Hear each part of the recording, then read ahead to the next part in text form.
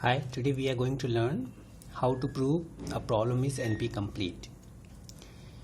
So if there is a problem X and you have to prove whether it is NP complete or not, there should be two conditions. First, that problem should belong to NP. So if problem is belong to NP, it means the problem has some algorithm that could be solved, that can solve it in non-deterministic polynomial time. Okay, or there should be some verifier and certificate that can verify it on given certificate that the solution is correct or not. Second, you have to find a problem Y which is already in NP complete. Y is already NP complete and you have to reduce from known NP complete problem Y to X. अगर आप y को x में convert कर लेते हैं तो आप prove कर देंगे कि yes y is already NP complete and we can successfully convert it into x, so x is also NP complete. So reduce means reduction. How you perform reduction? So reduction कैसे है कि reduction करते क्यों है? For example, if there is a person B और उससे किसी ने कहा could you touch moon from earth? So instead of giving answer no, he said if any human in this earth, on this earth can touch moon, B can also touch. मतलब I can also touch. तो it's mean आपने क्या किया, rephrase किया है किसी problem को. So reduction में क्या होता है कि आपने एक polynomial time, if there is a problem A है जो आपको पहले से पता है that is already hard and आपको शो करना है बी इज ऑल्सो हार्ड. तो ए का कोई इंस्टेंसेस आप लो और किसी पॉलिनोमियल टाइम रिडक्शन एल्गोरिथम के थ्रू उसे देन जनरेट करो आप बी के इंस्टेंस, प्रॉब्लम बी के इंस्टेंसेस.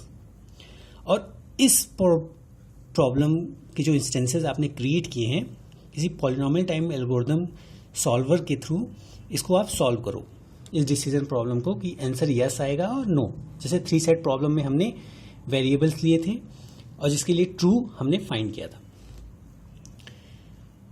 तो ये रिडक्शन जब एनपी कंप्लीट को प्रूव करने की टाइम आएगा तो उसमें हमने क्या किया, आपको प्रूव करना है कि बी इज एनपी कंप्लीट. ठीक है, this is you have to prove. तो I know A is already NP complete, ये हमें पता है, you know it. So for that आपने ए के पहले इंस्टेंसेस क्रिएट किए आई ए.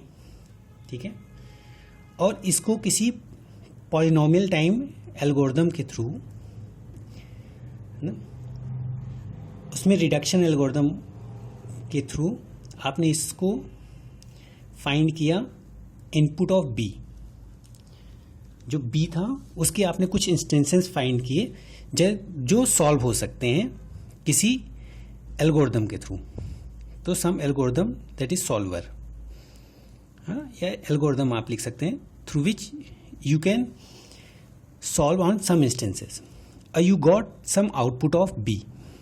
ठीक है, अब इस आउटपुट ऑफ बी को आपने ट्रांसफॉर्म किया है आउट ऑफ ए में, आउटपुट ऑफ ए. तो अगर ए कोई एनपी कंप्लीट प्रॉब्लम था तो आपने इसका कोई इंस्टेंस आई ए लिया और इसको एल्गोरिथम के थ्रू पास करके आउटपुट लिया ओ ए. ठीक है, तो इसमें हमने क्या किया है कि बी को हमें फाइंड करना है कि एनपी कंप्लीट है या नहीं. तो हमने ए के इंस्टेंसेस क्रिएट किए, उसे पॉलिनोमियल टाइम रिडक्शन के थ्रू बी का हमने इंस्टेंसेस क्रिएट किया जो हम किसी एल्गोरिथम पे हम पास करेंगे, that is polynomial time algorithm, और जिसके थ्रू हमें आउटपुट बी प्राप्त होगा केवल इंस्टेंसेस आई बी पर. और उसको हम किसी पॉलिनोमियल टाइम एल्गोरिथम ट्रांसफॉर्मेशन है, इसमें हम आउटपुट ऑफ ए फाइंड कर सकते हैं. तो ये चीज़ चेक करेंगे, ये जो है हमारा पॉलिनोमियल टाइम में हो रहा है, this is also polynomial time reduction. ठीक है, तो ये जो एल्गोरिथम हम क्रिएट करेंगे जिसके थ्रू आई बी हमने सॉल्व किया आउटपुट बी में, तो तो अगर ये हमने एज्यूम कर लिया कि this is also in polynomial time, so अगर ये बी जो है आपका पॉलिनोमियल टाइम में सॉल्व होता है, तो रिडक्शन में क्या होता है कि अगर ए इज रिडक्शन में ए इज पी, तो बी इज ऑल्सो पी, ठीक है।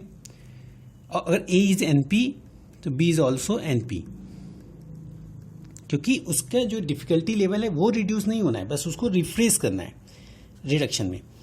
तो अभी इसमें क्या हुआ कि अगर आपने ये पॉलिनोमियल टाइम सॉल्व हो रहा है, दैट इज़ वेरी इजी, किसी एक प्रॉब्लम के इंस्टेंसेस से के थ्रू दूसरे प्रॉब्लम के इंस्टेंसेस फाइंड करना, और आउटपुट से भी वैसे ही सेम इंस्टेंसेस फाइंड करना है, ट्रांसफॉर्मेशन।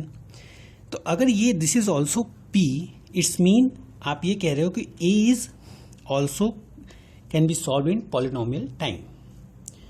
तो अगर ए पॉलिनोमियल टाइम में सॉल्व होने लगेगा तो प्रॉब्लम क्या आएगी कि ए तो एनपी कंप्लीट का पार्ट है, तो वो पॉलिनोमियल टाइम में तो सॉल्व नहीं होने वाला। उसके लिए क्या होगा, नॉन डिटर्मिनिस्टिक एल्गोरिथम चाहिए, क्योंकि ये पी क्लास का पार्ट नहीं है, ये एनपी क्लास का पार्ट है। सो इट्स मीन ये एजम्पशन जब हम लेंगे तो it is contradiction, it has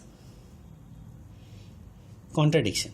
So it's mean this is not in polynomial time solvable algorithm. तो इसलिए ये क्या होगा, NP में होगा, NP complete में. So B, now it is proved that B is also NP complete.